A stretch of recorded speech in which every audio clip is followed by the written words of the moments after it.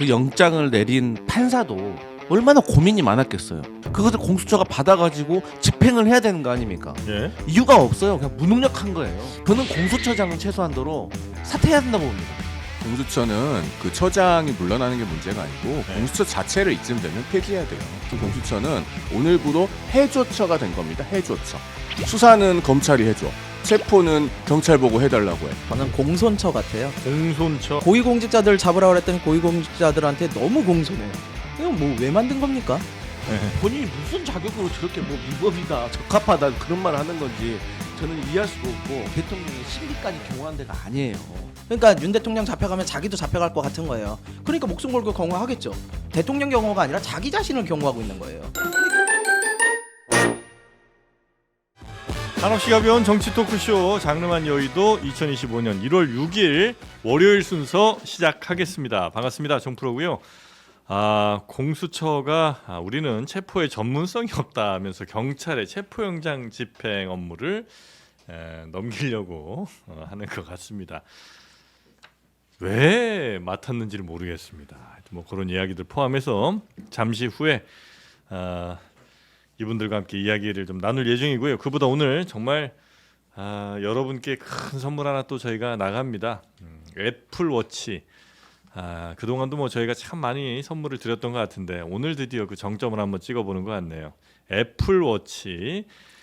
저희가 지난 12월 26일부터 31일까지 장르만 쇼핑몰에서 구매하신 분들 중에 추첨 대상 70여 분 이분들의 이름을 랜덤으로 돌려서 한 분을 추첨하도록 하겠습니다. 저희 절대 뭐 조작하는 거 없고요.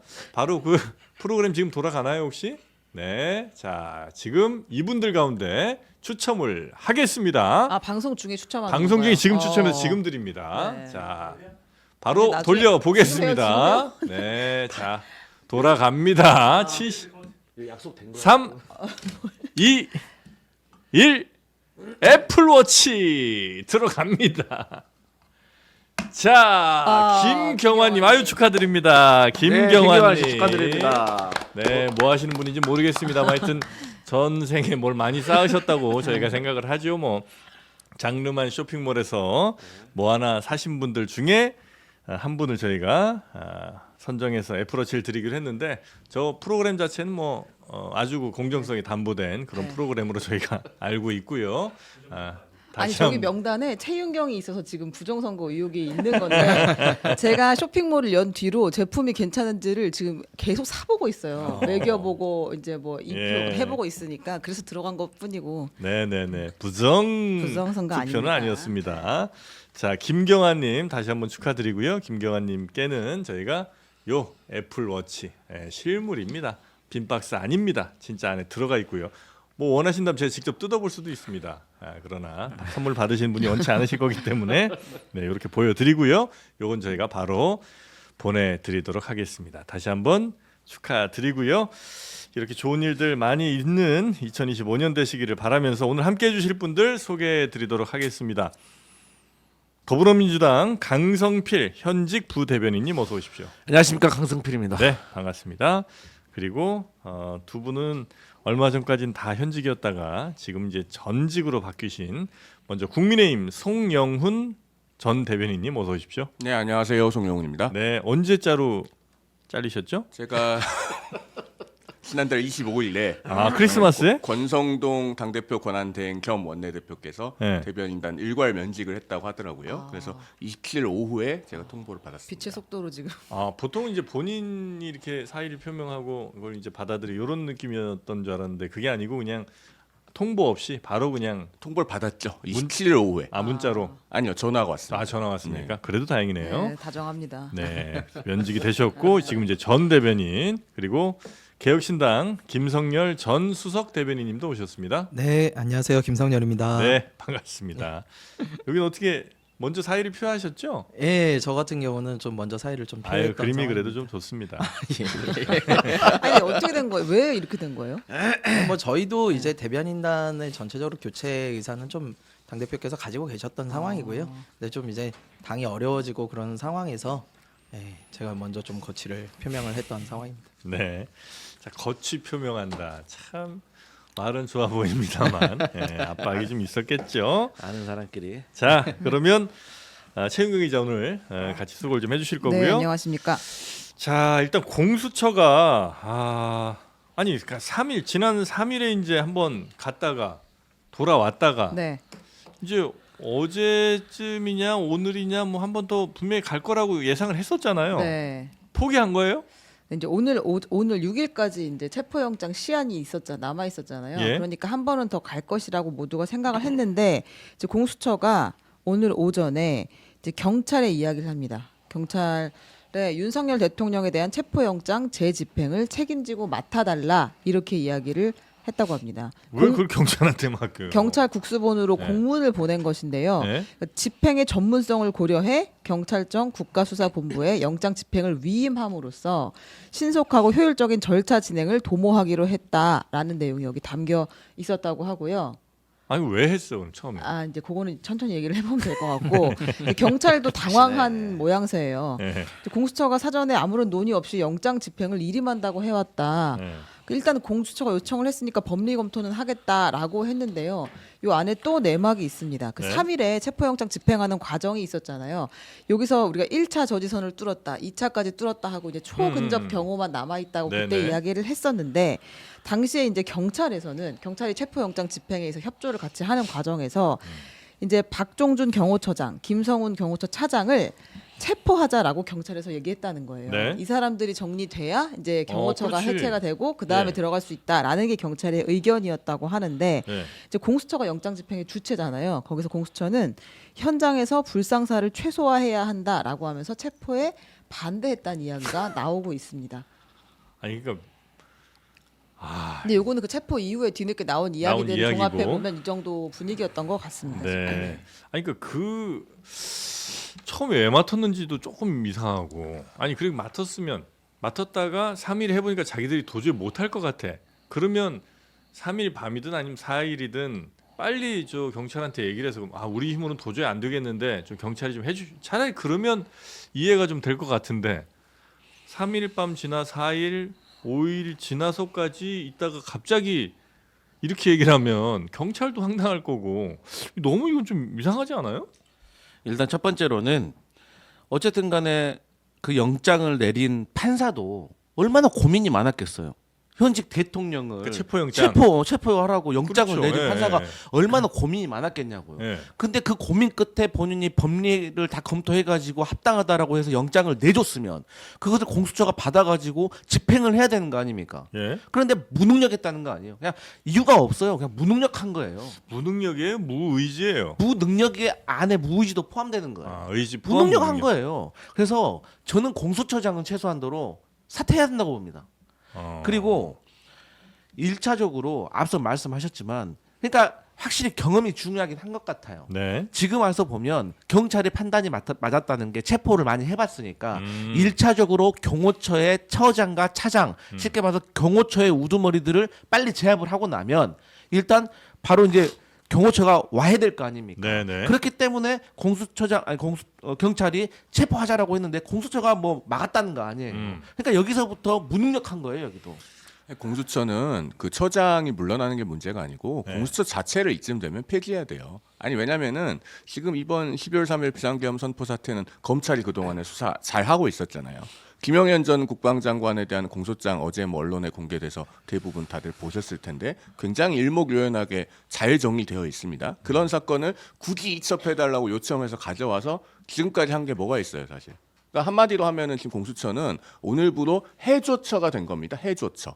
수사는 검찰이 해줘. 체포는 경찰 보고 해달라고 해. 계속 해줘만 하는 해조처가 된 거예요. 그러면 이런 족보도 없는 수사기관이 왜 필요합니까? 원래 우리나라 수사 구조론상 이런 공수처 같은 수사기관은 족보에 없는 거거든요. 그런데 할 줄 아는 것도 없고 경험도 없어요. 그러면은 이런 공수처는 폐지해야죠. 그렇지 않습니까? 저도 사실 공수처에 대해서는 좀 비판을 안 할 수가 없을 것 같아요. 지금 뭐 해조처라고 하셨는데 저는 공손처 같아요. 공손처. 네. 너무 공손해. 예, 고위공직자들 잡으라고 그랬더니 고위공직자들한테 너무 공손해요. 이거 뭐 왜 만든 겁니까?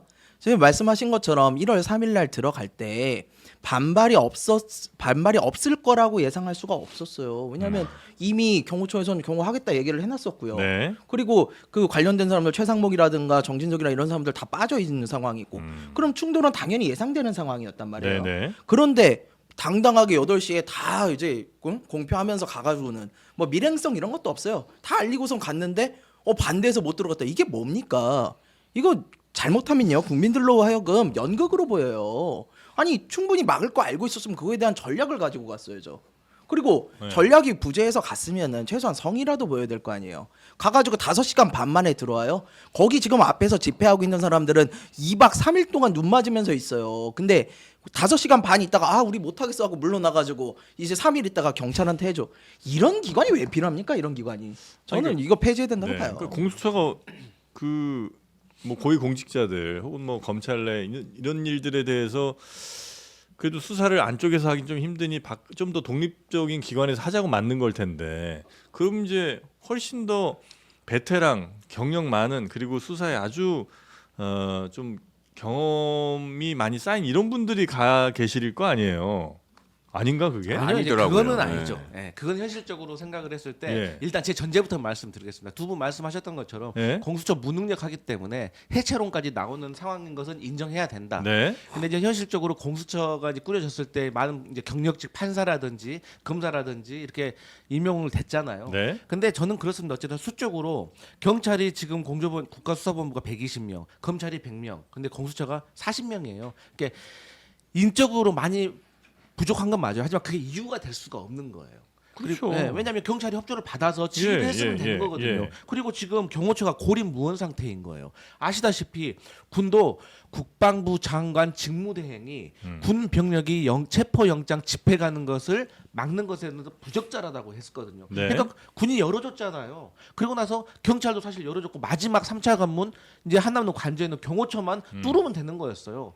그런데 경호처에 있는 경호관들도 사람이잖아요. 네. 공무원이고 이들도 다 유튜브 보고 뉴스 본단 말이에요. 네. 근데 이런 상황에서 사실 경호처가 뭐 한 400명 됐는데 그 중에서 제 생각에는 경호처 처장과 차장, 뭐 본부장 요 정도의 30-40명 정도의 충성파들 빼놓고는 실질적으로 윤석열 대통령을 지키려고 하는 저는 의지가 없다고 보거든요. 그렇겠죠. 정상적인 공무원이라고 하면. 예. 그런데 이것을 뚫지 못했다는 것은 의지가 부족했고 예. 말씀하신 것처럼 아침에 갔다 점심시간에 내려온 거예요. 그러니까 웃으면서 내려오는 것도 사진에 찍혔잖아요. 아. 이게 잘못된 거예요. 그러니까 말씀하셨던 것처럼 20대 진짜 이 청년들 키세스 응원단이라고 하잖아요. 그 춥고 눈 오는데 그 은박지 담요 하나 덮고 윤석열 체포하라고 그렇게 외치는데 그거를 외면하는 게 되겠습니까? 일단 첫 번째 제가 그래서 만약에 경호처 그렇게 막으면 어떡할 거냐, 몸 써서 막으면 물리적 충돌이 일어나냐 어떠냐 물어봤더니 대부분의 뭐 전문가분들이 하신 분들이 아유 공수처 다 공무원들이야 그럴 일이 없다고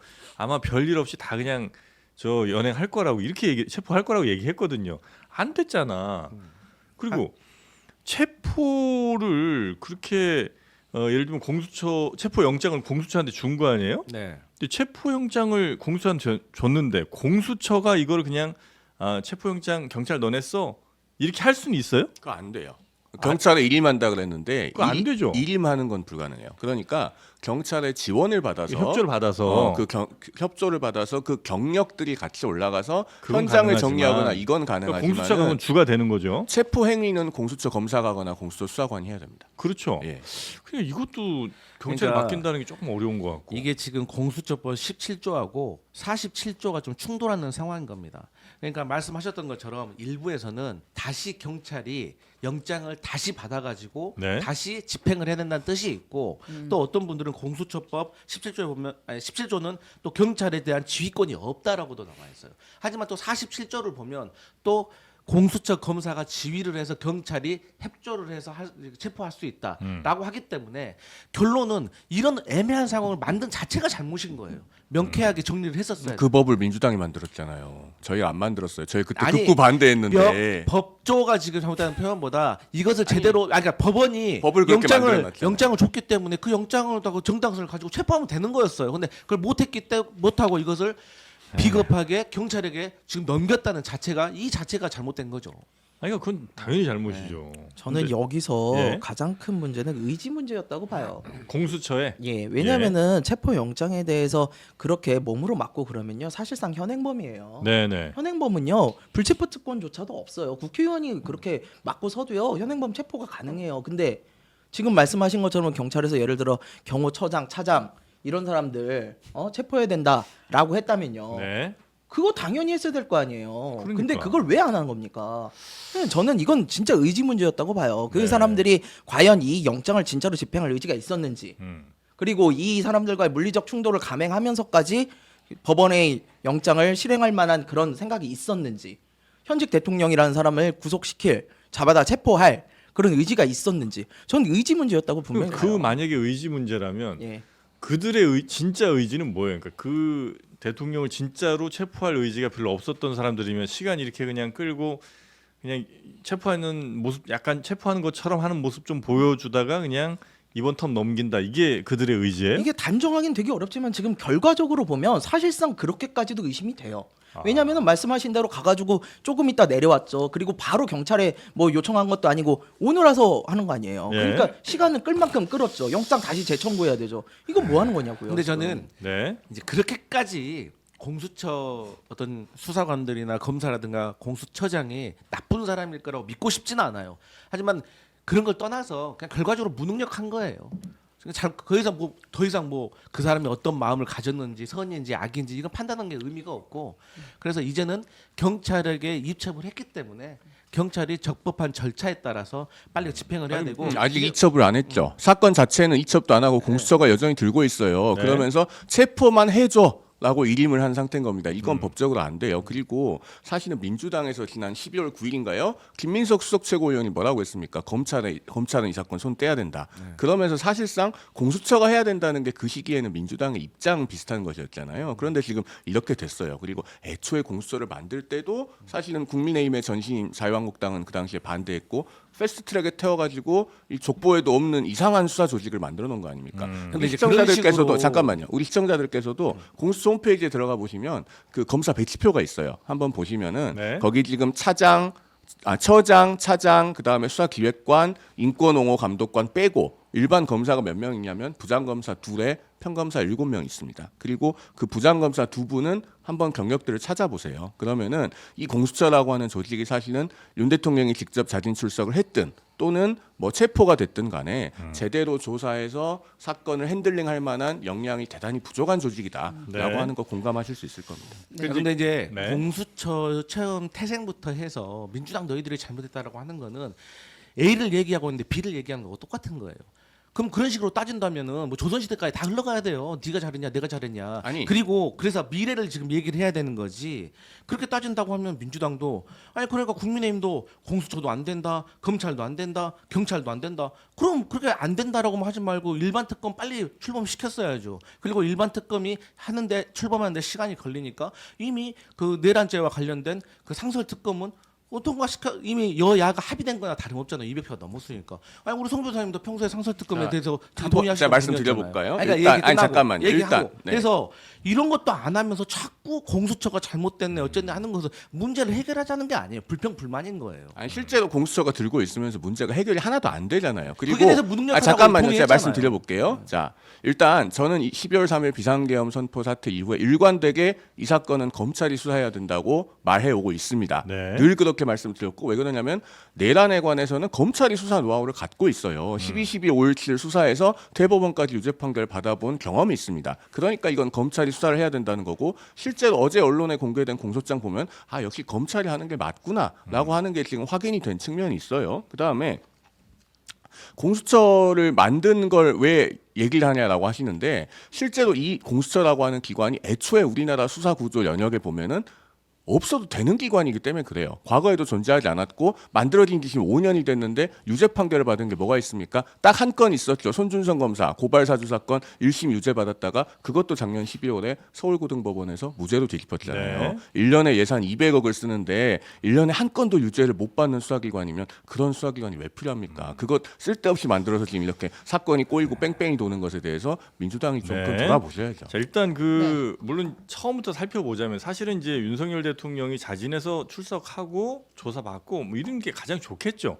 근데 이제 그게 잘 안 되니까 뭐 체포영장 발부되고 뭐 이렇게 했을 텐데 그 다음에 최상목 권한대행이 예를 들어 경호처한테 확실한 명령 지시를 내려서 수사에 협조하라거나 이렇게 했으면 차라리 또 날 수도 있겠죠. 이제 그게 다 안 됐을 상황, 바로 지금 상황에서 그러면 이제 경호처가 이렇게 뭐 스스로는 응하지 않겠다고 얘기하는 이 상황에서 과연 경찰이나 혹은 뭐 공수처가 어떻게 할 거냐의 문제에서 공수처가 너무 좀 약한 모습을 보였고 여기에서 체포영장을 경찰에 그냥 이렇게 넘기는 듯한 좀 무능력한 모습을 보였다는 게 이제 지금의 문제인데 지금 대통령 쪽에서는 그래서 지금의 뭐 수사 내지는 뭐 영장 등등에 대해서 하나하나 다 문제는 삼고 있는 거죠. 네, 이제 문제 삼고 있는데 방금 공수처가 왜 철수를 했느냐, 그날 당일에 3일에 네. 왜 철수했느냐에서 힌트가 하나 있기는 있어요. 뭐죠? 어떤 이야기가 그날 있었냐면 이제 민주당 내란 진상조사단이 기자회견을 한 건데 이 체포영장 처음 집행 당시에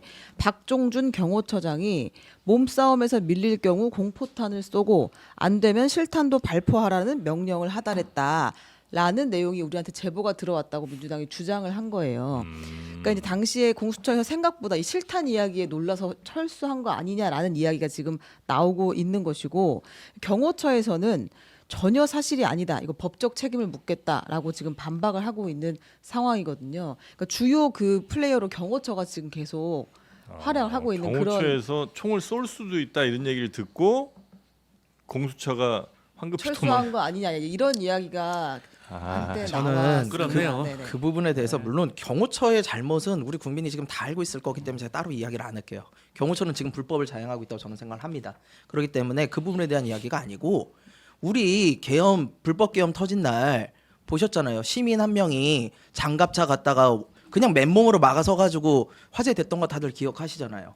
그런데 공수처라는 사람들이 영장을 들고 가가지고 상대편이 실탄을 가지고 있을 수 있다라는 위협에 영장 집행을 못해요? 이 수사기관이요 무능력한 거는요 죄예요 죄. 무능력 자체로 가지면 안 됩니다. 제가 그래서 계속 말씀드렸던 게 뭐냐면 이 수사를 할 때 경찰은 공소 유지를 하는 능력이 좀 없어 보인다. 공수처는 인력이 없어 보인다. 그럼 검찰인데 검찰은 뭐가 문제냐? 검찰은 양심이 없어 보인다. 이 말씀을 드렸었거든요. 그렇기 때문에 저는 이 부분을 지금이라도 셋이서 다시 좀 협의를 해가지고 능력 있게끔 해서 법원이 잡아오라고 얘기를 했으면 잡아와야 될 거 아닙니까? 그걸 왜 실행을 못합니까? 저는 수사기관들 좀 반성을 해야 된다고 생각을 해요. 네. 자, 경호처장이 제가 요 지점에서 하나만 더 말씀드려 네. 갈게요. 조금 전에 우리 강성필 부대변인께서 상설특검 말씀하셨는데요. 그 상설특검 하시면은 파견검사 숫자 몇 명인지 아시죠? 아시죠? 5명입니다. 5명이에요. 공수처보다 더 작은 조직입니다. 그러면 거기는 제대로 뭐 체포든 수사든 되겠습니까? 그래서 저는 상설특검도 현실적으로 대안이 될 수 없다고 보는 거예요. 네. 그러니까 결론적으로는 그러니까 일반 특검하자는 거예요. 내란 특검 가야 된다 이런 주장이신 거죠. 그러니까 저는 그런 거예요. 좀 일을 하면서 불평불만하라는 거예요. 그러니까 그 부분에 대해서 그럼 자연스럽게 이제 논의가 이어지는 건데 지금 어차피 제2요구 돼가지고 국회로 되돌아와 있잖아요. 그러면은 국민의힘하고 특검 추천 주체에 관해서 협의를 좀 하세요. 왜냐면은 민주당이 애초에 발의했던 내란특검법 초안은 어떻게 되어 있냐면은 제3자 추천으로 되어 있습니다. 대한변협 회장, 법원행정처 차장, 그다음에 한국법학교수 회장 각각 한 명씩 추천해서 대통령한테 바로 보내는 걸로 되어 있었어요. 지금 어차피 윤 대통령은 권한 정지가 되어 있고 권한 대행이 이제 그 임명할 몫입니다. 그러니까 민주당이 그렇게 초안을 발의할 때 민주당 의원 169명 전원이 서명을 했거든요. 그렇기 때문에 이것은 민주당 스스로도 그렇게 제3자 추천한다는 게 합리성과 정당성이 있다는 걸 인정한 거예요. 초안대로 가자. 그렇죠. 그러면 야당 네. 추천을 굳이 고집할 필요가 없고 네. 국민의힘하고 빨리 조속하게 협의를 해서 좀 정치를 복원하는 것이 필요하다라는 말씀 드리고 넘어갑니다. 네. 네. 저는 국민의힘에서 좋으신 말씀이고 국민의힘에서 안 된다라고만 하지 말고 본인들이 네. 말하는 그 위법성 없고 합리적이고 독소조항 없는 것을 좀 만들어가지고 민주당하고 만나가지고 이거 빼고 이거 넣고 해서 하자. 왜냐하면 네, 네. 지금의 상황은 누가 수사하더라도 명백하거든요. 정상이라고 생각하면. 그래서 지금 상황에서는 누가 특검 맡아도 저는 개인적으로 상관없다. 그렇기 때문에 빨리 합의해서 하는 게 낫다. 네. 그래야지 이 논란을 없앨 수 있다. 아직 알겠습니다. 당론은 아닌데 그 재협상 하자는 얘기가 지금 여당 내부에서도 나오고 있습니다. 네. 이 경호처에서 관저 주위에 지금 철조망을 이제 설치하기 이미 다 설치를 했습니다. 네. 경호처를 둘러싸고 이제 휴전선에서 우리가 볼 수 있었던 그 동글동글동글한 철조망을 쭉 이제 그 정비를 다 해놨고 그다음에 네. 대형 버스를 처음에 차벽이 하나 있었는데 차를 쪽 촘촘하게 세워가지고 이제 차벽을 다 만들어놔서 접근하기가 좀 어렵게 지금 해놓은 상태예요. 관저가 사실상 이제 요새처럼 되어 있는 상황인데 여기서 어제 또 처음 보는 영상이 하나 등장했습니다.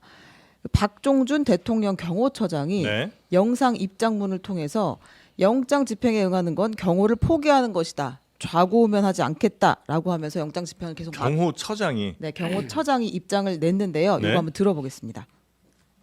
사법 절차에 대한 편법, 위법 논란 위에서 진행되는 체포영장 집행에 대해 대통령 경호처가 응한다는 것은 대통령 경호를 포기하는 것이자 직무유기라고 판단하였습니다. 윤석열 대통령은 비록 탄핵소추안이 국회에서 가결된 상태이지만 주권자인 국민의 손으로 뽑은 현직 대통령이 분명하고 법이 정한 대로 그에 상응한 경호를 받고 있습니다.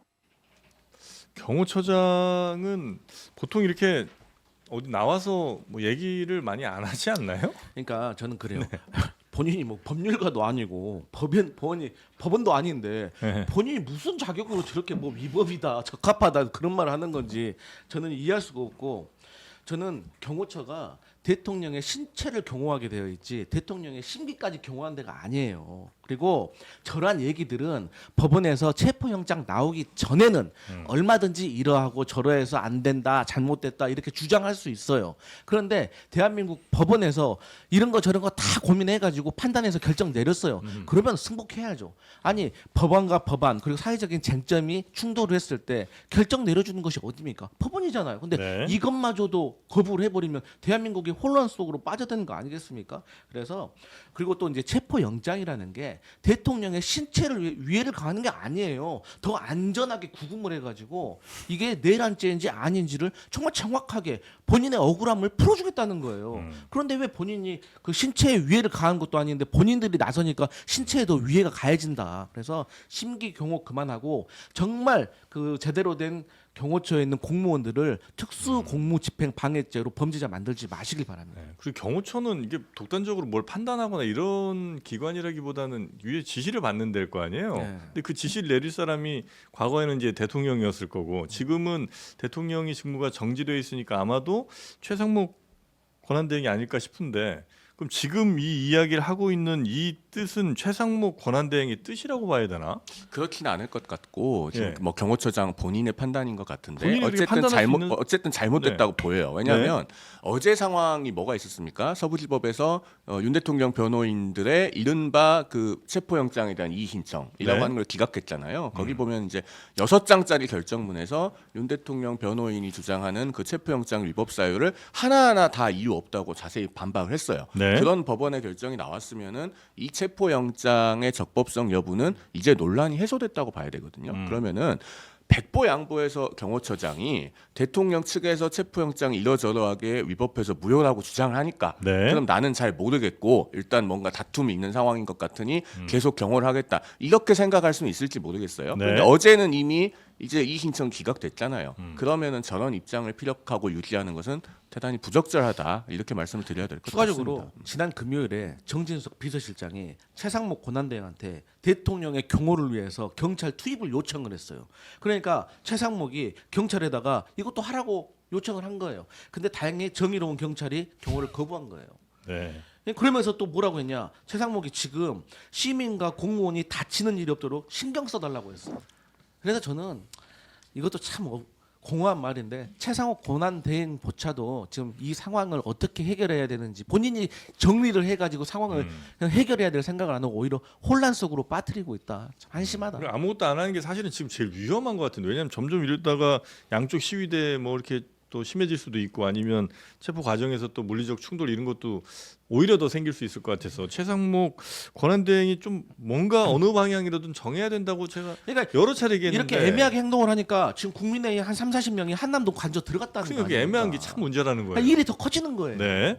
자, 이런 우리 무책임한 사람들의 문제인 거죠. 공수처도 아무런 대책 없이 들어가가지고 오히려 저쪽 경호만 더 삼엄하게 그렇게 바꿔놓고 그다음에 최상목 권한대행은 자기가 권한대행을 맡았음에도 불구하고 나 몰라라 빠져 있는 상황이고 지금 박존준 처장 저렇게 나와가지고 이야기하는 건 딱 한 가지 이유예요.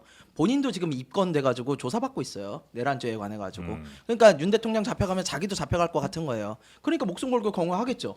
경호가 아니라 저거는 사실 대통령 경호가 아니라 자기 자신을 경호하고 있는 거예요. 근데 그렇다면은 현장에서 경찰이 주장했던 것처럼 현행범으로 특수공무 집행 방해로 바로 체포를 했어야 될 거 아닙니까?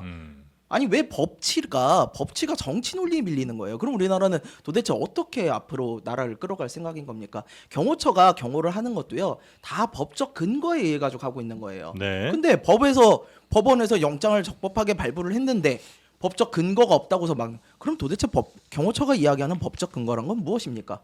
대법원장이 직접 와가지고 현장에서 얘기해줘야 되는 거예요. 네. 그러니까 이 사람들의 이 무논리와 이런 거에 대해서 우리가 쉽게 받아들이면 안 돼요. 이 사람들 잘못하고 있는 거를 굉장히 네. 세게 지탄하고 이걸 고쳐 나갈 생각을 해야 됩니다. 그럼 경호처 지금 뭐 없앤다 이런 얘기도 민주당에서 좀 나오고 있죠. 근데 저는 개인적으로 이런 예. 경호처장과 관련된 발언에 대해서 일일이 예. 대응해 주는 것이 잘못됐다고 생각을 해요.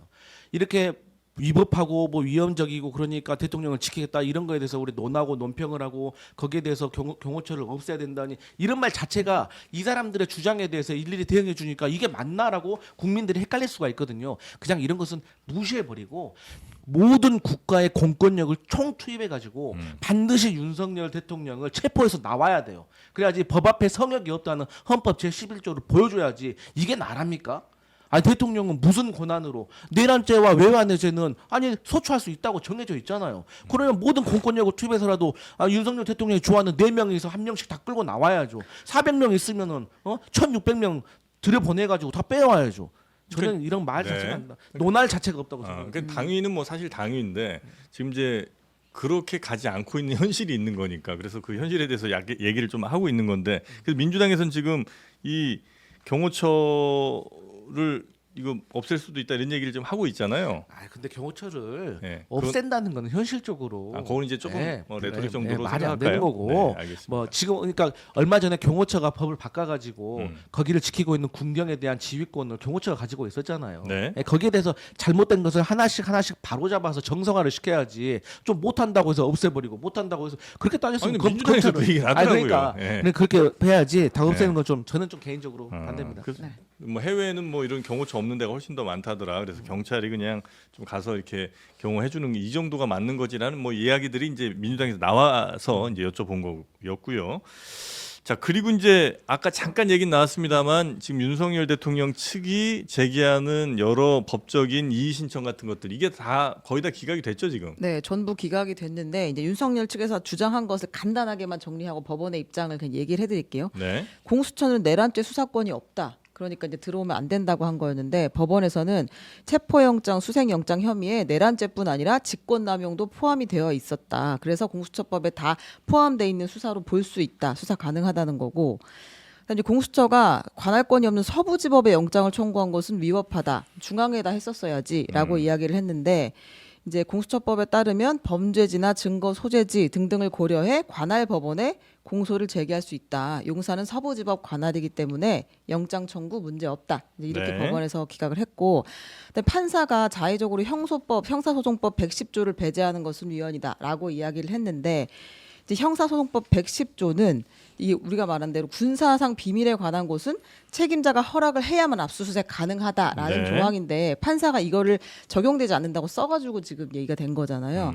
근데 법원에서 뭐라고 했냐면 이건 이제 물건을 압수하거나 수색할 때 적용되는 조항이지 사람을 찾기 위해서 피고인을 발견하기 위해서 수색하는 경우에는 요 조항이 아니라 형사소송법 137조의 다른 조항이 별도로 있다. 그러니까 주거나 이제 뭐 가오 건조물 같은 데를 그냥 수색할 수 있다라는 취지의 이야기를 하면서 110조에 해당되는 얘기가 아니라는 아니다. 얘기를 그냥 써줬다는 거군요. 그렇죠. 그러니까 이걸 뭐 내가 어떻게 하겠다 저렇게 하겠다 이 문제가 아니고 네. 요 사항은 110조가 해당되는 얘기는 아니다. 확인 네. 차원에서 적어준 것일 뿐이고 사람을 찾으러 갈 때는 문제가 네. 없다라고 이제 법원에서 윤석열 측 주장을 다 기각하면서 설명을 했습니다. 네.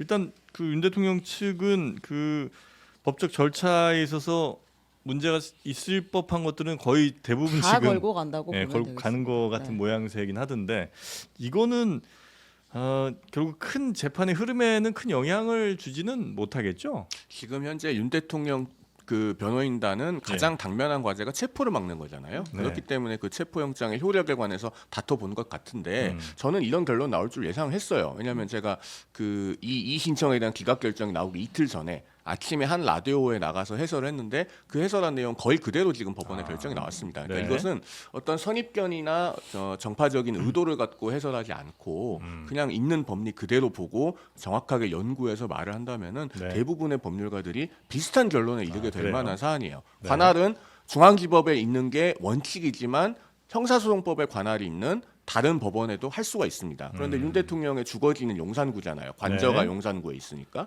그 용산구를 관할하는 법원이 서부지법이기 때문에 서부지법에 영장을 청구한 게 전공법이라고 할 수는 없지만 그게 위법하다고 할 수는 문제가 될 없어요. 건 아니고. 할 수는 있는 거예요. 네. 그리고 그 논란의 형사소송법 110조는요. 조문의 표제부터가 그 네. 네, 죄송합니다. 그 조문의 표제부터가 군사상 비밀과 압수잖아요. 그러니까 군사상 비밀에 대한 압수를 제한하기 위해서 둔 규정이지 피의자의 소재를 찾기 위해서 그 안을 수색하는 것까지 금지하기 위해서 만들어진 규정이 아닙니다. 알겠습니다. 이건 뭐 큰 네네. 이견이 없으실 것 같으니까 넘어가도록 하고요. 지금 국민의힘 의원들 뭐맨 처음 보도로는 40명 정도 갈 거라고는 했었는데 그 정도 숫자는 아닌 것 같고 지금 관저 쪽으로 꽤 그래도 가 있죠. 네, 오늘 새벽에도 그 윤석열 대통령 체포 영장을 집행하는 걸 저지하겠다라고 하면서 친윤계 의원 30여 명이 관저로 갔습니다. 네. 지난 3일에도 윤상현 의원 등이 관저를 찾았고 그 앞에서 이제 또 집회가 있었을 때 이철규 의원, 뭐 김민전 의원 등이 이야기를 하기도 했는데 어쨌든 지금 이제 드러난 거예요. 친윤이 누구고 윤석열을 지키겠다는 의원들이 누군지 다 이제 모여가지고 행동을 네. 하고 있다라는 게 주요 내용인 것 아주 같고. 선명하게 드러나고 네, 있군요. 이철규 의원이 한 이야기를 한번 들어보고 네. 있습니다. 더불어민주당과 좌파들의 내란 선동에 일부 의원들이 굴복해서 국민들께서 우리에게 맡겨준 책임을 다하지 못했습니다. 정말 죄송합니다, 여러분. 더불어민주당과 좌파들의 내란 선동에 일부 의원들이 굴복해서 국민들께서 우리에게 맡겨준 책임을 다하지 못했다. 이게 맡겨준 책임이라고 하는 거는 탄핵을 막지 못했다, 아마 이런 얘기가 아닌가 싶은데 그걸 이제 사과하는 발언을 이철규 의원이 한 겁니다.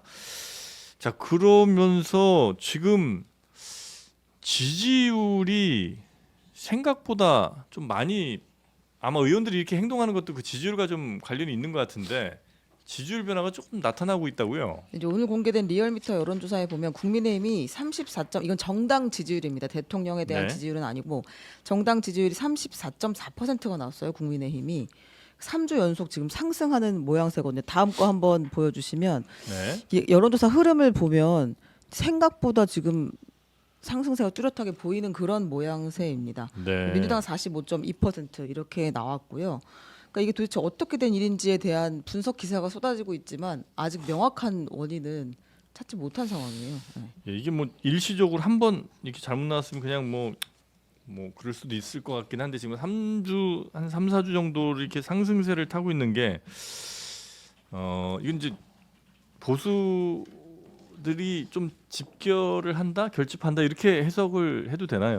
그런 결집 효과가 일정 부분 있는 것처럼 보이는 여론조사 결과이긴 해요. 예. 그럼 이제 그 원인이 뭐냐가 중요한데 사실은 민주당과 그 이재명 대표였던 그 일방주의, 일방통행식의 어떤 그 국정 운영, 국정에 대한 접근 이런 부분들이 결집으로 나타나는 반작용이 있는 것이 네. 아닌가 저는 그렇게 보여져요. 그러니까 최근 2주간에 있었던 중요한 사건들을 돌아보면은 민주당이 한덕수 대통령 권한대행을 탄핵소추해서 직무정지시켰잖아요. 네. 그렇게 해서 대행의 대행이 되는 초유의 사태가 있었고, 그리고 지금 이제 그 탄핵소추 안도 결국은 내란죄 성립 여부에 대해서는 헌재에서 판단을 안 받겠다 이런 식으로 나오고 있잖아요. 근데 네. 그런 부분들은 사실은 이제 법리적으로 되고 안 되고를 떠나서 일반 국민들께서 보시기에는 대단히 낯설게 받아들여질 수 있을 만한 영역입니다. 그러니까 내란이라고 해서 탄핵을 했는데 헌재에서는 내란을 판단을 안 받아? 그러면은 이게 어떻게 되는 거야? 라는 부분에 대해서 대단히 의문을 가질 만한 그런 상황이거든요. 그 다음에 또 한 가지 중요한 것이 자, 이 탄핵 심판이 빨리 진행이 되고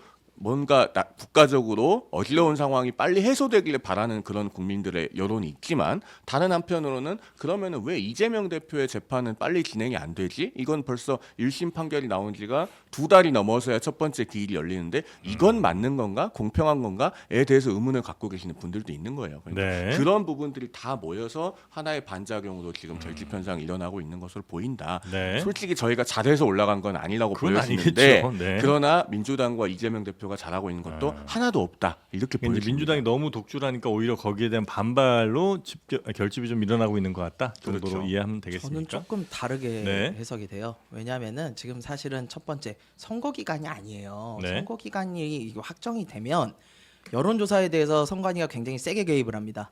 예, 질문지도 다시 보게 되고요. 공표를 한 여론조사에 대해서는 미리 사전 심사를 다 하게끔 되어 있어요. 네. 근데 지금 선거 기간이 아니에요. 그러다 보니까 이런 거에 대해서 선관위가 세게 개입을 안 해요. 그럼 무슨 일이 벌어질 수 있느냐면 과표집이 발생할 가능성이 매우 높아요.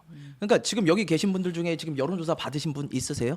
제가 보기 쉽지 않아요. 왜냐하면 지금 여론조사는요 선거 때에 비해서 굉장히 적게 돌아요. 굉장히 적게 돌고 그거에 대해서 응답하는 사람들은 정치에 매우 고관여층이라는 거죠. 그분들이 답을 하게 되면은 그분들이 예전에는 본인들이 나이대에 맞게끔 그냥 이걸 누르셨어요. 예를 들어 60대 이상 뭐 이러면은 6번 누르고 하셨단 말이에요. 근데 이분들이 이제 트레이닝이 됐어. 트레이닝이 돼가지고 20대로 눌러요? 네, 20대로 누르고 여성을 누르고 하신단 말이에요. 이게 선거 때는요 이렇게 못하게끔 되어 있어요. 다 그걸 보거든요. 근데 지금 그런 상황이 아니기 때문에 충분히 과표집이 될 수 있는 상황이 나오고 있고 또 위기 집결 부분도 분명히 있어요. 이러다가 보수가 완전히 망하는 거 아니냐. 그러니까 내가 꼭 답을 해야 되겠다. 이런 부분도 분명히 있다고는 보이는데 제가 보기엔 과표집 현상이 훨씬 더 세다. 당분간 이렇게 높게는 나올 거지만 오히려 여론조사가 민심과 괴리될 때는 이런 과표집이 나올 때다라는 말씀을 좀 드리고 근데 싶어요. 이거는 조금 위험한 발언인 게 네. 그 리얼미터가 그래도 어쨌든 매주 일관된 방법으로 조사하는 회사잖아요. 저는 개인적으로는 ARS보다는 전화 면접이 훨씬 더 믿을만하다고 생각을 합니다만 네. 그렇다고 어디 뭐 우리가 이름도 못 들어본 기관이 조사를 한 것도 아니고 그런데 이걸 뭐 선거 기간이 아니어서 과표집이다 이렇게 말씀하시는 건 조금 위험한 발언인 것 같고 이 조사도 여심위에 다 등록됩니다. 등록되고 질문지도 다 나왔어요. 제가 보니까 질문지는 리얼미터가 늘 하는 그런 일상적인 그 내용으로 되어 있던 것 같은데 물론 개혁신당 지지율이 지금 3%에서 3.1% 이렇게 미동도 안 하고 있는 상황이니까 뭐 이 조사의 의미를 어떻게든 축소하셔야 되는 것은 이해는 가는데 사실은 민주당도 지금 이 상황에서 지지율이 오히려 떨어지고 있고 네. 그런 상황에서 개혁신당이 하나도 반사 이익조차 못 누리고 있는 것은 그 당내 이른바 허준 갈등이라고 있지 않습니까? 허은하 대표와 이준석 의원 간의 갈등이 너무 심해서 이런 부분도 사실은 못 챙기고 있는 것이 아닌가라는 생각이 들어서 이 조사 탓하실 때는 아닌 것 아주 같습니다. 크게 그 이슈가 되지는 아니, 않았던 뭐 것 같긴 한데. 저희가 반사이익을 못 챙기는 건 저희가 부족한 부분이 분명히 맞는데요. 네. 그 반사이익을 주시는 분께서 이렇게 말씀을 하시니까 좀 당황스럽긴 하고요. 아니, 근데 확실히 근데 예. 과표집 부분에 대해서는 제가 확실히 말씀드릴게요. 과표집은 여론조사 기관의 잘못은 아니에요. 응답하는 사람들이 평소에 선거 때 관심을 가지고 내가 응답을 해야지가 아니라 제가 지금 전에 말씀드린 것처럼 지금 상황에서 여론조사에 응답하시는 분들 자체가 굉장히 정치 고관여층에 있을 수밖에 없다. 이 부분은 여론조사 기관이나 질문지의 문제가 아니에요. 그렇기 때문에 그 응답자들의 문제이기 때문에 이 부분에 대해서는 여론조사 기관의 신뢰도 문제를 제기하는 건 아니고요. 정치에 굉장히 관심 많은 분들 또 어떤 의지가 있는 분들이 그렇죠. 전화를 받았을 때 뭐 아주 여론조사 결과에 잘 반영될 수 있게 행동을 한다는 거군요. 네, 맞습니다. 그래서 네. 이 부분에 대해서는 여론조사 기관들이면 다 동의를 할 부분이라고 저는 생각을 해요. 네. 일단 저는 제 민주당이 어쨌든 간에 국민의힘을 훨씬 앞서고 있는 상황에서 여론조사 관련해 가지고 별로 제가 부정적인 얘기하고 싶지가 않은데 뭐두 분께서 뭐 여론조사 얘기하시니까 제가 말씀드릴게요. 그럼 최근에 저희가 받은 그 여론조사 관련해 가지고 질문지를 받아봤어요. 뭐라고 나와 있냐면 선생님께서는 윤석열 대통령 체포영장에 대한 불법 논란에도 불구하고 공수처가 대통령을 강제 연행한 것에 대해서 어떻게 생각하십니까? 그러면서 또 뭐라고 했냐? 부정선거 의혹 제기 처벌 법안에 대해서는 찬성하십니까? 반대하십니까? 그러니까 질문지, 여론조사는 여기 있는 분들 다 동의하실 겁니다.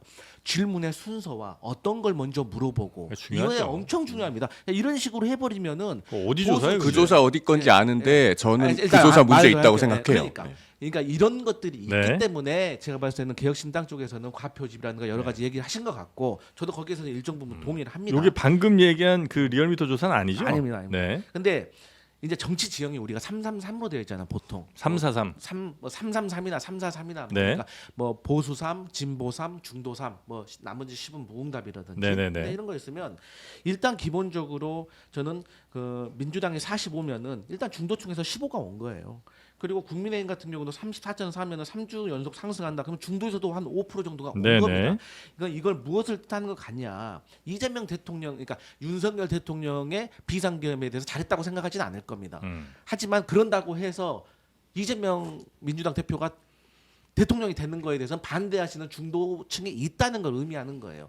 그게 5고 저는 15 정도는 또 거기에 대해서 찬성하는 의미가 있는 겁니다. 그리고 또 두 번째가 과거에 박근혜 전 대통령 탄핵 때를 보니까 네. 우리 보수가 분열돼서 우리가 필요 이상으로 망했다. 그렇기 때문에 여기서는 우리가 뭉쳐야 된다라는 보수 결집에 대한 어떤 호소가 나름대로 결집을 좀 시키는 것 같아요. 네. 근데 그게 이제 TK 지역구 의원들, 그러니까 TK 자민련으로 가겠다는 것이죠. 그러니까 이런 분들은 자기들의 재선과 뭐 어떤 국민의힘의 어떤 살아남는 그것만 생각하는 거지 국민들을 생각하지 않는 거다. 네. 그래서 결론은 이재명 대표가 대통령 되면 우리 다 죽는다라는 어떤 절박함에서 좀 호소력이 좀 통해서 보수가 결집하는 네. 거지만 다시 말씀드리지만 결국 선거는 중도층에서 판가름이 난다. 뭐 선거에 이제 좀 남은 얘기인데 하여튼 국민의힘 그러면 의원들 내부의 반응은 내부의 어떤 여론 같은 거는 지금 상황에서 야 지금 여론이 오히려 더 올라가고 있는데 더 대통령을 지키는 쪽으로 가야 되나? 이제 이런 여론이 조금 더 많아요. 아니면 야, 아무리 그래도 지금 이 상황에서 어떻게 뭐 대통령을 지키자는 얘기를 하느냐? 이제 이런 이야기들이 좀 많습니까? 일단 오늘 그 관저 앞에 나오신 분들의 숫자와 면면을 보면 예. 당내에서 그런 그 현역 국회의원들이 일정 부분 존재하는 것은 사실로 보여요. 네. 그런데 언제까지고 그렇게 갈 수만은 없죠. 사실은 앞으로 윤 대통령의 탄핵 심판에 대해서도 결론이 나올 거고 또 윤 대통령의 신병에도 변화가 생길 가능성이 상당히 높습니다. 그러면은 당이 언제까지고 윤석열 대통령을 옹호하고 두둔하고 갈 수만은 없지 않느냐라는 문제의식을 갖고 계시는 분들도 당에 분명히 계시고 저도 개인적으로는 그렇게 생각합니다. 그렇기 때문에 사실은 이것이 상당히 고통스럽고 어려운 결정일 수 있지만은 네. 국민의힘은 결국에는 윤 대통령과 분리해서 단절하는 길로 가야 되고 그 고통스러운 작업을 사실은 당에서 해야 됩니다. 현 지도부가 그런 부분에 대해서 어떤 그 고민을 하고 또 결단을 해야 될 시점이 저는 가까이 오고 있다고 생각을 해요. 그것을 마냥 피할 수만 그게 없습니다. 내적 요인이에요? 아니면 대통령의 말씀하신 것처럼 뭐 신병의 어떤 변화 이런 것들이 이제 생기면 그런 외부 요인에 의해서 당내 여론이 바뀌는 거예요? 글쎄요. 내부 요인이든 외부 요인이든 결국에는 당이 그런 식으로 방향을 정해서 가야 된다는 것이 중요한 것 아닐까요? 그리고 지금 이제 현 지도부를 이른바 이제 친윤 지도부라고들 언론에서 부르는데 사실 우리 역사를 돌아보면은 박정희 대통령이 의료보험을 도입하고 노태우 정부가 전국민 건강보험으로 나아가는 길을 열었습니다. 보수 정부가 진보적인 정책을 한 거예요. 또 노무현 전 대통령은 한미 FTA를 체결했잖아요. 진보 정권이 보수 정권에 할 만한 정책을 추진해서 실행을 했어요. 이렇게 했을 때 사실은 국가가 제대로 돌아갑니다. 마찬가지 원리로 윤 대통령과 과거에 많이 가까웠고 깊은 존경심을 갖고 계시다고 알려진 분들이 결국에는 대통령과의 분리와 단절로 가는 노선을 채택을 하고 실행을 했을 때 더 매끄럽게 될 수 있는 요인도 저는 있다고 생각합니다. 그게 이제 당이 사는 길이다. 앞으로 그런 부분에 네. 대해서 당내 고민이 좀 필요하다는 개인적인 의견을 네. 말씀드립니다. 근데 문제는 지금 전혀 그러지 않고 있다는 게 있죠. 저도 동의를 하는데요. 네. 지금 이번 체포영장 집행에 있어서만 봐도 권영세 비대위원장, 권성동 원내대표 다 뭐라고 그랬습니까? 체포영장 이거 하면 안 된다. 좀 명확하게 메시지 내셨어요. 그리고 지금 관저 앞에 30일만 가셨다는 거 아니에요? 점점 늘어나는 것 같아요. 약간. 예. 네. 그 말씀하신 대로 지지율을 보면서 그럴 수 있거든요. 예? 그러니까 이게 얼마나 비굴한 행동이고 되게 저는 좀 이해가 안 가는 게 국민들이 그러면 지지율이 좀 높아지면은 윤석열 대통령 탄핵 무산시키고 다시 복귀시킬 겁니까? 이게 무슨 생각이신지 모르겠어요. 법에 분명히 어겼으면은 그거에 대해서는 심판을 받고 넘어가야죠. 제가 권영세 비대위원장이 쇄신을 뭐 이야기하고 그러려면 첫 번째 해야 될 거는 윤석열 대통령의 제명이라고 봐요. 당에서 고리를 끊어내야 될 거 아니에요. 네. 근데 고리를 오히려 전혀 지금, 끊지 않잖아요. 말씀하신 것처럼 오히려 근데 진짜 당에서는 탄핵 이후 다시 봐야 된다는 얘기까지 좀 나오고 있는 것 같습니다. 특히 그게 그 탄핵 사유서의 그 내란죄를 빼면서 요 목소리가 좀 커지고 있는 거죠. 네, 이제 국민의힘 국회에서 탄핵 소추단이 이제 헌법재판 과정에서 한 일인데요. 윤석열 대통령 탄핵 소추 사유에서 형법상 내란죄를 철회하겠다라고 이야기를 했습니다. 네. 그러니까 뭐 탄핵 소추안 자체를 바꾸는 것은 아니고 이거 형법의 내란죄에 해당하는지를 다투지 않겠다. 헌법 여부만 위반 여부만 다투겠다라고 주장을 한 것인데 요거에 대해서 이제 국민의힘은 사기 탄핵이다. 내란죄에서 죄 때문에 탄핵을 해놓고 내란을 빼면 어떻게 하느냐 이제 이렇게 반박을 하고 있는 상황입니다. 네. 이건 좀 빌미를 준 거 같은 느낌이 좀 저도 좀 들긴 하던데. 그 간단히 설명을 해드릴게요. 저희 네. 당 그 이소영 의원이 예를 잘 들었더라고요. 네. 남편이 아내를 때렸어요. 그러니까 아내가 가정법원에다가는 이게 이혼 사유가 되는지에 대해서 판가름을 해달라고 하는 것이고 형사법원에다가는 이 폭행한 게 벌금형인지 징역형인지 과태료인지 여기에 대해서 판단을 해달라고 하는 거예요. 그게 헌법재판소하고 형사재판하고의 차이라고 생각을 하시면 될 것 같고 네. 또 저희가 지금 현재 이 탄핵 소추안을 변경한 거에서 내란죄를 제외를 했지만 그런 데서 행위를 없앤 게 아닙니다. 그러니까 이겁니다. 헌법재판소에다가는 국무회의가 없었는데 이게 헌법 위반인가? 근데 관계부처 장관들이 부서가 없었는데 이게 헌법 위반인가? 국회에 통과하는 것이 헌법 위반인가? 그야말로 이게 징계 처벌의 의미가 있는 거잖아요. 탄핵 심판. 넣었다 뺀 이유가 뭐예요? 넣었다 뺀 이유가. 투머치 너무 많이 넣었다는 왜, 거죠. 왜 넣었어요? 그러니까 그것은 바라보는 시선이 좀 잘못된 것이 있다는 것을 저는 인정을 해야 된다고 생각을 해요. 바라보는 시선이. 그렇기 때문에 이것을 또 이 재판 준비 기일 이게 뭐냐면 쟁점을 정리하는 거잖아요. 네. 중원부원하는 것을 털어내고 쟁점을 명확히 하는 과정에서 저는 이게 정리가 된 거라고 생각을 합니다. 네. 전 민주당이 이 부분은 실책을 인정을 해야 된다고 봐요. 말씀하신 대로 왜 넣냐라고 말할 때 성급했어요. 내란죄는 형법상 다뤄지기 때문에요. 헌법재판소에서 탄핵을 심리를 하다가도 만약에 헌재에서 야 이거 관련해가지고 형사사건 결과 좀 봐야 되겠는데? 라고 하면요 또 늘어져요. 그러니까 너무 성급했어요. 급할수록 돌아갔어야 되고 돌다리도 두들겨 봤어야 되는데 성급하게 내란죄를 넣는 바람에 사실 내란죄를 안 넣어도 탄핵에 대한 정당성은 인정될 수 있다고 저는 봐요. 왜냐하면은 그 당시 국회를 막은 부분이라든가 선관위에 군사 투입한 부분이라든가 물론 그 내란죄에도 같이 연결은 되겠습니다만 그 당시 저희가 탄핵에 대한 부분들 국헌 문란의 목적을 가지고 한 비상 개헌만 가지고도 저는 충분히 탄핵이 인용이 될 거라고 봤거든요. 근데 굳이 형사 사건까지 같이 넣는 바람에 일이 이렇게 됐다. 그래서 저는 이번 사건에서 민주당의 가장 큰 실책 두 가지는 네. 이 내란죄를 탄핵에 넣었다는 이 부분 하나하고 두 번째는 한덕수 총리를 그냥 인정하고 갔었던 거. 이 두 가지가 가장 큰 실책이었다고 봐요. 근데 저는 민주당이 한덕수 고난대행을 고난대행 자리에 처음에 앉혔던 거에 대해서는 실수라고 하면 저는 인정합니다. 하지만 권한대행이야 뭐 처음부터 바로 탄핵하고 아. 바로 넘어갔어야 된다. 권한대행을 그런데 이 형사 사건은 윤석열 대통령 측이 저렇게 막가팔식으로 나올 줄 몰랐던 거죠. 아니, 알았어야죠. 아니 국회 군대를 투입하는 사람인데 뭘 못하겠습니까? 그러니까 저희는 왜 너무 몰랐어요? 순진했나 봐요. 그러니까 네. 예를 들어 증거를 만약에 형사재판처럼 증거를 냈는데 네. 그 사람이 증거를 부동의하게 되면 모든 이제 증인들을 불러가지고 재판장이 물어봐야 되잖아요. 네. 그런 시간이 이제 오래 걸리는 건데 이건 너무나도 온 국민이 보고 명백했기 때문에 사실 이런 상황까지 발생할까에 대해서 생각을 했었는데 아니 지금 윤석열 변호인단이 헌법재판소 가서 뭐라고 그랬습니까? 헌법재판소 재판관 이렇게 물어봐요. 아니 그러면 군대를 투입한 것도 지금 인정을 안 하는 거예요? 라고.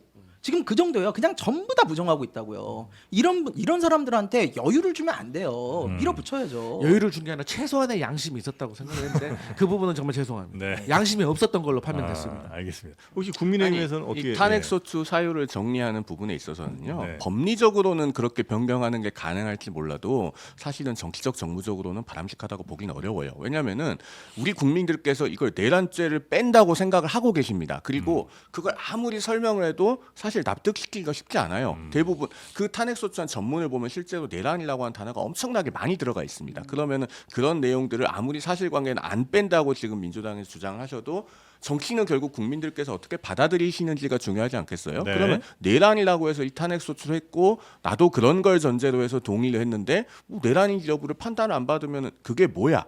라고들 생각하시는 분들이 지금 분명히 계신단 말이에요. 그리고 지금 민주당이 이 지점에서 잘 생각해야 될 것은 책임 있는 원내자율당으로서 이 탄핵 심판에서 어떤 결과가 나오더라도 우리 국민들 중에 가능하면은 더 많은 다수가 이 결정에 대해서 승복하고 납득하고 받아들일 수 있도록 하는 것도 대단히 중요하다는 걸 인식을 해야 돼요. 그런데 지금 민주당의 입장은 마치 어떤 것처럼 보이냐면 이게 어떻게든 말을 달려서 최대한 빨리 끝나면 되는 것이고 그렇게 해서 조기 대선만 열리면 그만이고 그 다음에 지금 뭐 광화문이나 한남동 앞에 나와 계시는 분들처럼 일정한 퍼센티지 많게는 우리 국민의 한 3분의 1 정도가 이 탄핵 심판의 결과를 못 받아들이고 계속 광장에 나오고 이걸 그 승복하지 못하는 세력이 되더라도 상관없다라는 태도처럼 보여요. 그러면은 우리 사회의 골이 깊게 패이고 이거는 두고두고 후과가 남습니다. 민주당도 역사와 국민 앞에 좀 책무를 다하는 자세가 필요하다 그런 말씀 맞습니다. 드리겠습니다. 정말 귀 기울여서 들을 부분이 있다고 생각하는데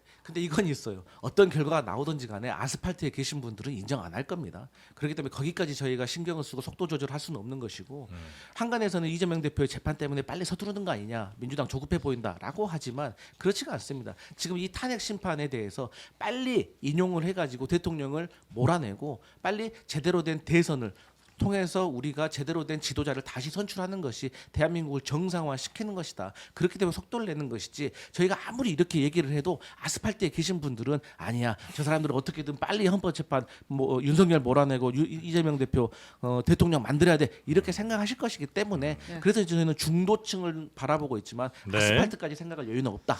이런 생각입니다. 네, 형법상 내란죄를 이제 빼기로 한 것에 대해서 계속해서 권성동에게 물어보라는 댓글이 올라와서 권성동 당시 탄핵 소추위원장의 이야기를 듣고 가겠습니다. 17년입니다. 2017년이죠. 네. 탄핵 법정은 대통령의 직무집행 행위가 헌법과 법률에 위반되느냐 그리고 위반의 정도가 중대하느냐만 관심이 있을 뿐이지 그것이 뇌물수수죄가 되는지 강요죄가 되는지 직권남용죄가 되는지 여부는 탄핵 심판에 있어서 관심사항이 아니다라는 말씀을 드립니다. 그렇기 때문에 국회 탄핵 소추 의결처럼 국회 제적위원 3분의 2 이상의 찬성이 필요 없고 그 당시에도 바꾼 거죠? 네, 근데 바꾼다는 표현을 하는 게 좀 맞는지 모르겠는데 아무튼 좀 뺀 거죠. 변경이죠. 그러니까 형법상의 네. 죄가 되는지는 이제 법원에서 판단을 하는 거고 네. 헌재에서는 헌법 위반이 있는지 위주로 보겠다라는 취지였고요. 실제로 그때도 탄핵 이후에 나머지 이제 형사 재판들이 계속 더 진행이 됐었습니다. 네. 그러니까 이제 이거는 뭐 또 야권에서는 야 봐라 권성동도 저렇게 얘기했지 옛날에 저렇게 했는데라고 얘기하실 수는 있는 것 같긴 한데 또 7, 8년 전에 저렇게 했으니까 지금은 그렇게 하지 않아 한번 배웠는데 그렇게 하지 않는 게 좀 맞는 것 같기는 한데 여튼 지금 현재 상황은 내란죄 이거는 이제 형법에서 다루고 형사 재판에서 다루고 헌법 재판에서는 헌법 위반 여부만 보겠다. 이렇게 이제 그래서 이제 좀 더 빠른 인용 진행하겠다. 결론을 좀 받겠다. 이렇게 이제 이해하면 되는 거예요. 이제 그런 부분도 있는 거지만 어쨌든 한편으로는 대법원의 권한을 침해할 우려도 있다고 민주당은 판단하는 것이고요. 이게 내용은 과거에 박근혜 전 대통령 사례와 내용은 다르지만 형식과 절차는 똑같은 거예요. 네. 결론적으로 헌법에 위배됐는지 아닌지에 대해서 헌법재판소가 판단을 하는 것이고 이거는 헌법재판 다시 말씀드리지만 재판 준비 기일이라는 게 뭡니까? 재판이 복잡하면은 여기 정리를 하는 거잖아요. 네. 거기에 대해서 헌법재판소와 법적 절차에 의해서 정리가 된 사안인 거기 때문에 그래서 이제 저희 민주당으로서 또 불량배가 몽둥이 들고 덤비는데 우리도 똑같이 대응을 해야지 그런 겁니다. 알겠습니다. 자 지금 헌재 재판이 굉장히 일정이 아주 빠르게 가는 것 같더라고요. 네, 이제 헌법재판소에서 지금 5차례 변론 기일을 확정을 했고요. 네. 바로바로 진행을 할 것 같습니다. 주 2회씩 나와서 속도감 있게 하겠다라는 취지고 이후에 더 진행되는 거는 아마 재판하면서 결정을 할 것 같아요. 일정들은. 네. 대략 뭐 언제쯤이면 답이 나오겠다. 이거 혹시 뭐 법률가들이 좀 예측을 하고 있나요? 아니면 이건 도저히 아니, 예측의 범위는 알 수가 없는 건가요? 지금 법률가들은 한 2월 중순 정도로 많이들 예측을 이 정도로 가면 하시더라고요. 2월 중순이면 가능하다. 예, 그렇게들 예측을 하시더라고요. 그래요? 생각보다 예, 예. 빨리 나오네요. 그러면 2월 중순 불가능할 2월 중순 것 같은데. 조금 2월 어려울 중순 것 같은데 불가능할 2월 것 같고 4일까지 변론을 하면 네. 조금 그건 5번의 변론기일만 하고 말겠다는 건 아니기 때문에 네. 그리고 앞으로 수사기관에서 그 송부촉탁한 기록이 와야 되고 또 여러 증인들이 차례차례 출석해서 증언해야 되는 과정을 거쳐야 되기 때문에 이거는 이제 박근혜 대통령 탄핵 심판 때 전례를 한번 살펴보면 어느 정도 얼추 예상이 가능한 부분이 있어요. 네. 그때 보면은 박근혜 대통령 탄핵 심판 때는 해를 넘겨서 1월 3일부터 본 변론기일에 들어갔습니다. 그래서 주 2회 했던 것은 이번과 비슷하고 네. 다만 이제 설 연휴가 빠지니까 주 3회를 했던 주가 있긴 있어요. 그렇게 해서 8주 반 동안 한 17번의 변론기를 연 끝에 2월 27일에 최종 변론을 하고 2월 말에 네, 3월 10일에 선고를 했거든요. 그러면은 그 전례에 비춰보면 이번에도 그 한 비슷한? 8주에서 8주 반 정도 변론기를 진행한다면 뭐 한 3월 20일 언저리, 그러니까 3월 중하순쯤에 결정이 나올 수도 있을 것 같다. 그러니까 네. 종전에는 우리가 문영배 헌법재판소장 권한대행과 이미선 헌법재판관이 4월 18일에 퇴임을 하기 때문에 그 직전까지도 헌재가 어떻게든 맞추지 않겠느냐 이렇게 봤잖아요. 그런데 네. 지금 헌법재판소가 절차를 신속하게 진행하겠다는 의지는 굉장히 강해 보여요. 네. 그러면은 그런 것들 종합해봤을 때 한 3월 하순 정도, 3월 20일 근처 네. 정도 예상해 봅니다. 개인적으로. 근데 저는 이제 개인적으로 과거 박근혜 때는 경제 문제잖아요, 일종의 경제 공동체라는. 근데 이번에는 되게 간단합니다. 그러니까 뭐가 간단하냐? 계엄을 선포하기 위해서 국무회의 심의 거쳤냐 안 거쳤냐? 그럼 거쳤을 때 관계 장관들 부서했느냐 안 했느냐? 그리고 계엄 선포한 다음에 그거 곧바로 국회에 통과했느냐 안 했느냐? 따져볼 게 아주 없다. 간단한 거예요. 네. 그 간단해서 빨리 해도 된다는 부분만 굉장히 강조하시면은 이제 국민들로부터 민주당이 그런 시선을 받게 될 거예요. 어떻게든 빨리 하는 것에만 관심 있고 이재명 대표 선거법 재판 빨리 나올까 봐서 그 전에 조기 대선 하려고 하는구나. 지금 보면은 그 이재명 대표 선거법 위반 사건은 내일까지가 항소인류서 제출 기한입니다. 그런데 제가 이 방송 오기 전에 아침에 대법원 나의 사건 검색 들어가서 확인해 보니까 아직도 변호인 선임계가 제출이 안 됐어요. 계속 국선 변호인 이름 떠 있거든요. 오늘쯤에는 항소인류서 제출하고 선임계 같이 들어와야 될 거 아닙니까? 누군가는 항소인류서를 선임된 변호인이 쓰고 있을 건데 아직도 선임계는 안 냈어요. 그리고 그 사건 검사도 항소한 사건이어서 검사 쪽 항소인류서가 있거든요. 그 국선 변호인한테 송달이 됐습니다. 그것도 항소인류서에 대한 답변서를 내야 되는 기한이 이번 주 1월 9일까지예요. 여전히 국선 변호인이 받아들이고 있는 상태다. 그러면은 그런 것은 소송 기원의 의도가 있지 않느냐. 국민들께서 많은 의문을 가질 겁니다. 저는 우리 송 변호사님은 아스팔트라고 생각하지 않지만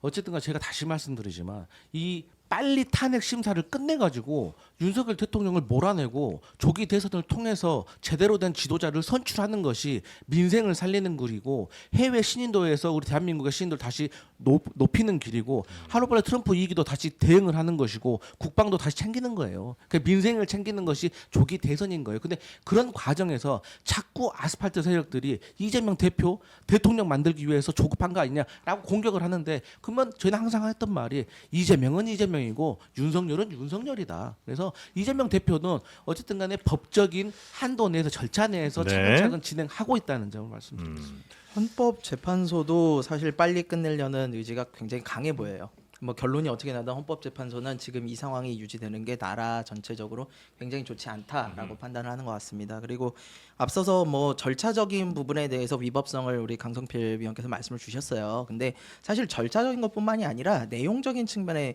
더 심각하거든요. 국헌문란의 목적을 가지고 계엄을 하면 절대로 안 돼요. 그리고 그걸 해제하는 국회의원들을 막아서서도 안 되는 거고요. 그래서 그런 부분들에 대해서 사실은 이게 박근혜 때보다 좀 더 저는 간단하다고 보는 게 현행범이에요. 사실상의 현행범이라고 저는 생각을 하기 때문에 그리고 증거나 증인도 너무 많고 그래서 헌법재판소가 이거에 대해서 최대한 변론은 들어주되 좀 빨리 판단을 내리지 않을까라는 생각을 합니다. 네. 저 마치기 전에 저도 한 말씀만 드리고 네. 가도 될까요? 네, 혹시 우리 두 분은 그 계엄의 밤 때 어디 계셨어요?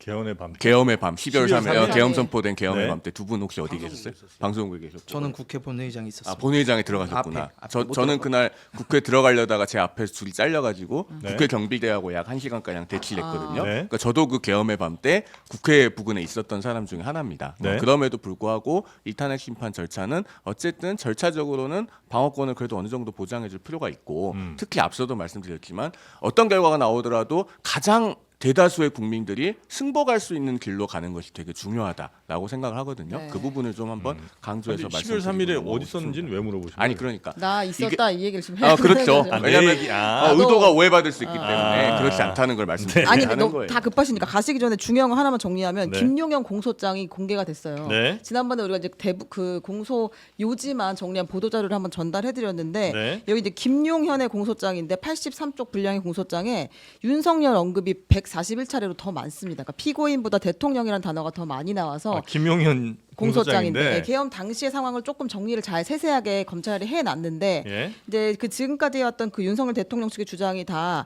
검찰 파악한 바로는 사실이 아니라는 취지의 이야기예요. 그러니까 비무장했다고 했는데 알고 보니 조사해 보니 실탄을 5만 발 이상 가지고 있었다. 그리고 체포 지시하지 않았다고 했는데 그 이재명 체포조가 가장 먼저 움직였다. 체포조 출동했다. 예. 계엄을 바로 해제하라고 하라고 했는데 계엄 해제 의결 후에도 계속 진행하려고 하라고 지시를 했다. 경고성 계엄이라고 했는데 비상 입법 기구 계획을 세워놨었다. 네. 이런 내용들이 다 공소장에 담겨 있는 상황이고 김용현은 이걸로 이제 재판을 받기 시작할 겁니다. 김용현 전 장관의 공소장에 네.